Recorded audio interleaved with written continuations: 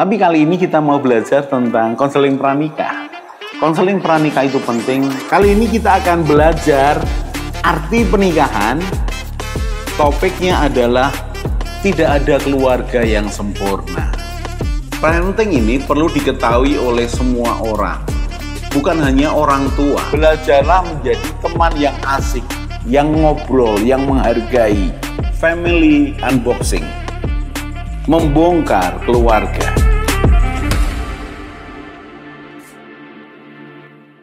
Salam keluarga Indonesia, kita belajar lagi. Dan kali ini kita belajar pranikah sebelum pernikahan. Di segmen sebelumnya saya katakan bahwa kalau pengetahuan pranikah ini bisa diketahui, dipahami lebih dulu oleh anak-anak kita sedini mungkin.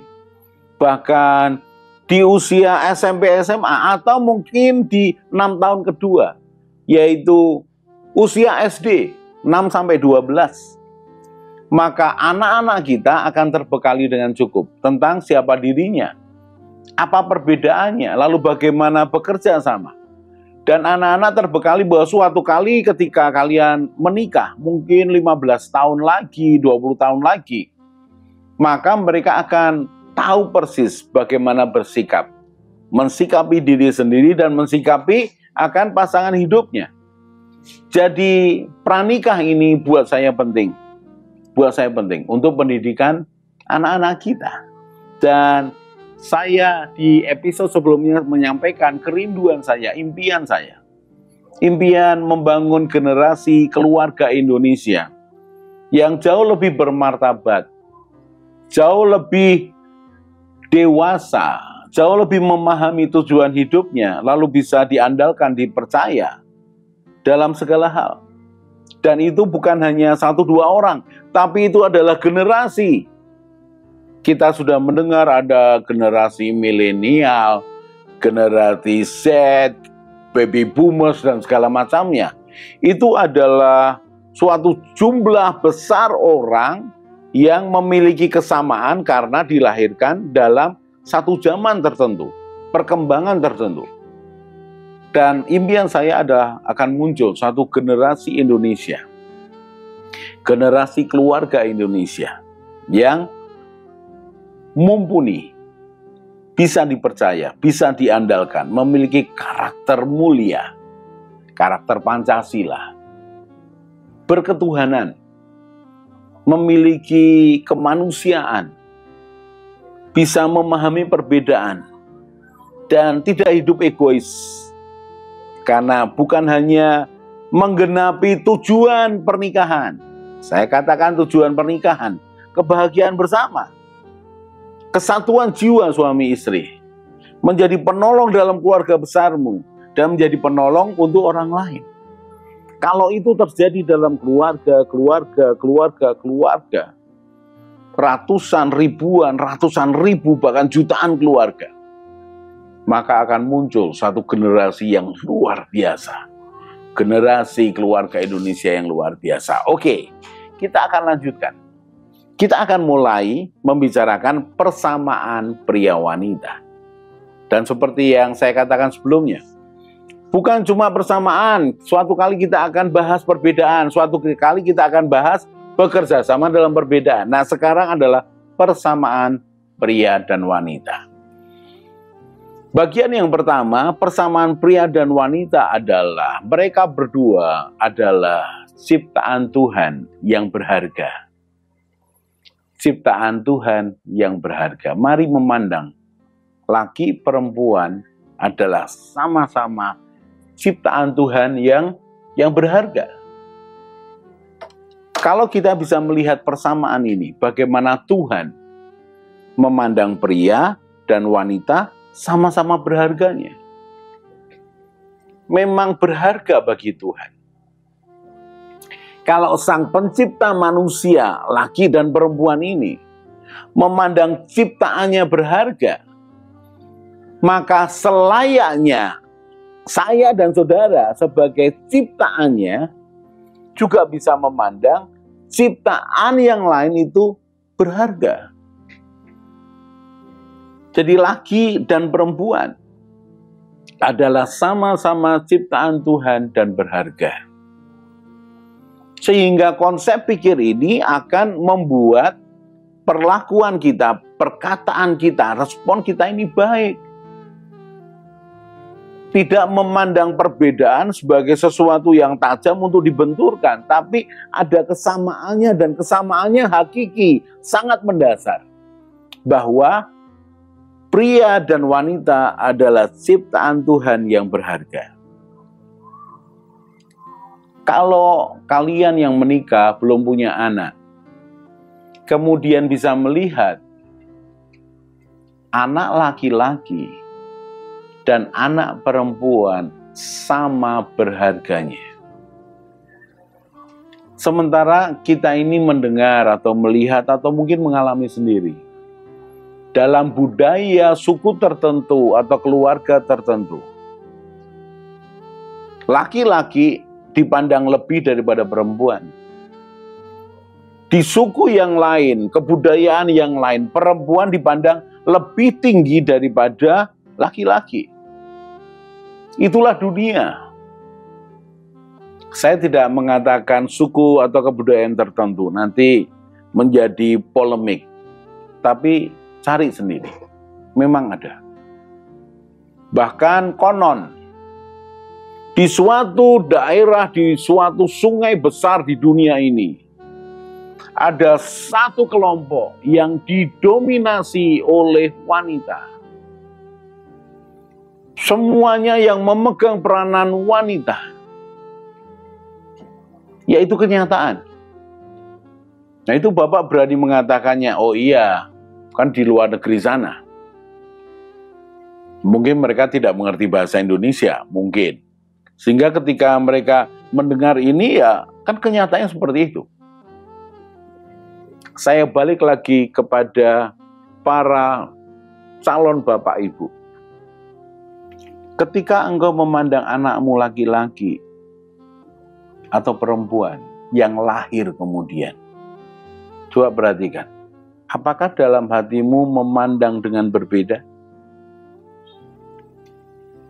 Mana yang lebih penting, mana yang tidak penting. Bahkan di negara tertentu, gender laki itu dipandang lebih mulia daripada gender wanita. Wow.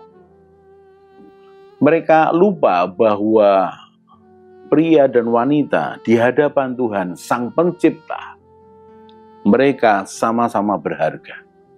Sama-sama berharga. Kalau pria ini dibiarkan sendiri menangani urusan dunia ini, tidak akan imbang.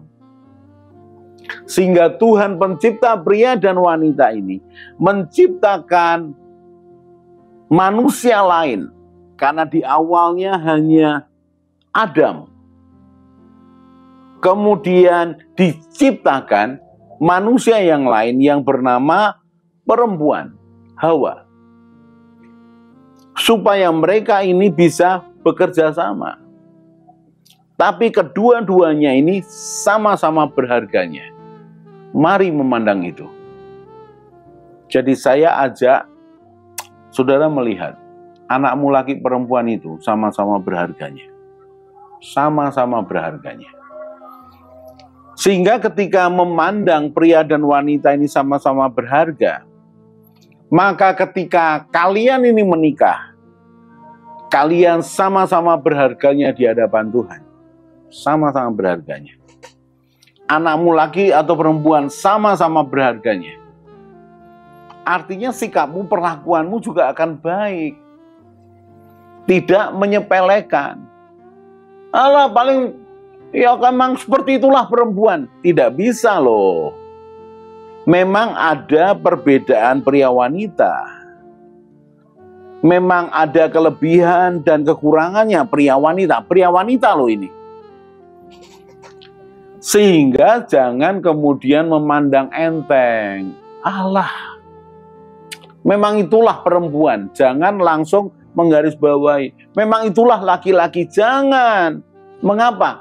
Karena pria wanita punya kekurangan dan kelemahan yang sama. Nanti kita akan membahas dalam perbedaan. Tapi sekarang mari kita lihat persamaan dulu. Bahwa pria dan wanita sama-sama berharga. Perhatikan nih. Banyak orang yang disakiti wanita, pria yang disakiti wanita, kemudian meremehkan semua wanita, menyamakan semua wanita itu sama. Bahwa ya wanita seperti itu. Tidak loh. Tidak loh. Bahkan wanita sendiri. Nanti kalau kita belajar perbedaan pria wanita.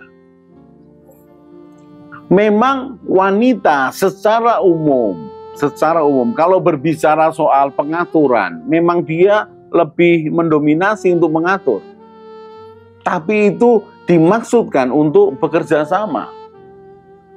Kemudian kalau kamu ini sakit hati karena disakiti pacarmu yang terlalu mengatur di awalnya, jangan kemudian menganggap ya wanita itu begitu. Tidak loh. Ada wanita yang tahu kekuatan dan kelemahannya dan tahu memposisikan dirinya.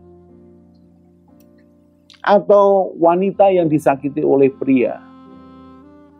Pria itu egois, mau menangnya sendiri. Oh, itu benar. Benar. Tapi akan ada pria yang sudah matang, yang sudah dewasa. Ada banyak pria yang bisa meminimalisir apa itu kekurangannya. Dan semakin bisa mengayomi, mengembangkan kelebihannya. Temukan itu. Dan ingat loh, pria yang sakit hati dengan wanita, wanita yang sakit hati dengan pria, belum tentu loh kalau kalian itu baik-baik saja loh. Karena bisa jadi kalianlah sumber masalahnya. Kan begitu. Nggak pria, nggak wanita. Sama saja. Nanti kita akan lihat dalam persamaan-persamaan pria dan wanita. Kenapa? Karena punya keinginan yang sama, punya kecenderungan yang sama. Tapi mari saya ingin mengajak, mendasari, melihat bahwa pria dan wanita sama-sama berharga. Ciptaan Tuhan yang berharga. Jadi kalau dalam pernikahanmu kelak, engkau menemukan pria menjengkelkan, kemudian engkau tidak mau mendengarkannya. Ingat loh, dia tetap makhluk yang berharga. Yang bisa berubah, yang bisa lebih baik. Ingat loh ya, kalau para suami menemukan istrimu punya beberapa kelemahan, kekurangan, kemudian kau memandang rendah, alah, seperti itu saja. Ingat loh, dia tetap wanita yang berharga di hadapan Tuhan. Jadi itu perlu digarisbawahi dengan tebal sekali. Pria wanita kesamaan yang utama, yang pertama adalah mereka sama-sama ciptaan Tuhan. Dan mereka berharga di hadapan Tuhan. Mari pandang pria wanita sebagai sama-sama makhluk ciptaan Tuhan yang berharga. Kita akan lanjutkan lagi dalam persamaan pria dan wanita berikutnya. Salam keluarga Indonesia.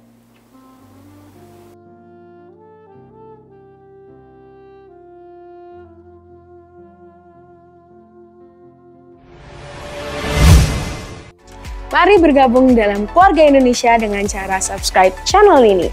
Di Keluarga Indonesia, kita akan belajar bersama tentang pranikah, pernikahan, keluarga, parenting, mertua menantu, dan juga family unboxing. Jadi jangan lupa share pada teman dan keluarga dan juga subscribe.